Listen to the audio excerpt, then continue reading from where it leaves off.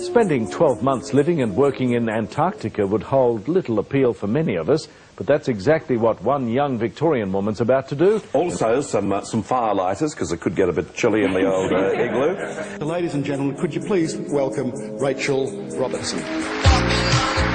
To be chosen by the Australian government to lead an expedition to Antarctica was a real honour. What I know now that I didn't know then, they don't have an interview for the role of station leader. They have a week-long boot camp. It was here at our fire training in Hobart before we'd even left for Antarctica. And we're on our hands and knees in this smoke-filled shipping container. And it was real smoke, real flames, pitch black. We had to crawl through the dark with an oxygen tank on our back and breathing apparatus.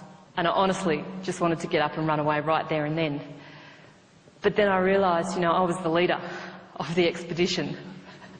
And I couldn't ask these 17 men and women to trust me with their lives in Antarctica if I fell at the first hurdle in Hobart. And this is home. This is where we lived for 12 months. Davis. I'm not an explorer. I'm not an adventurer. I'm not Kay Cotty. I'm not Jessica Watson. I'm not climbing Everest like Bridget Muir. Actually, I'm more Bridget Jones than Bridget Muir. You physically can't get out of Antarctica in winter. It's impossible. One of the challenges for me as the leader was bringing together a very diverse group of people and getting them functioning as a team. We had to at least work together, because our lives depended on it.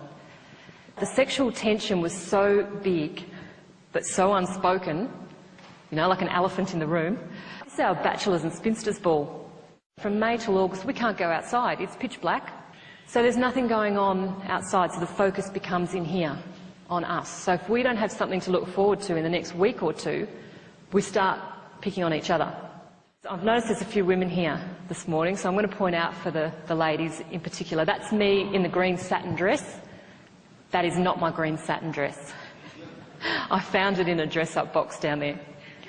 I just wouldn't want a single one of you walking out of here thinking, why would that woman pack a green satin dress to go to Antarctica? But it really came home to me that my behaviour was being scrutinised in a way that I hadn't even imagined, hadn't even entered my head. And, things I was doing and saying and where I sat for meals was being watched and interpreted. We had a plane crash in December, and a bolt sheared off the nose landing gear of the Casa 212 and stranded 4 of my people 500 kilometres away on a glacier. Whatever that tough time is, or that challenging time is, the rules are exactly the same for the leader, because I knew that people were watching me. I knew my community were watching me to see whether they should be worried or anxious. Were there times where you wanted to go home? Oh, yeah, absolutely. I'm sure there were times we all wanted to go home. But one of the ways that I built up my own resilience was to focus on the things I had rather than the things I'd given up. Yeah, but the women of Antarctica have a saying that the odds are good, but the goods are odd. So I will leave you on that note. Thank you very much for having me, and please enjoy the rest of your conference. Thank you.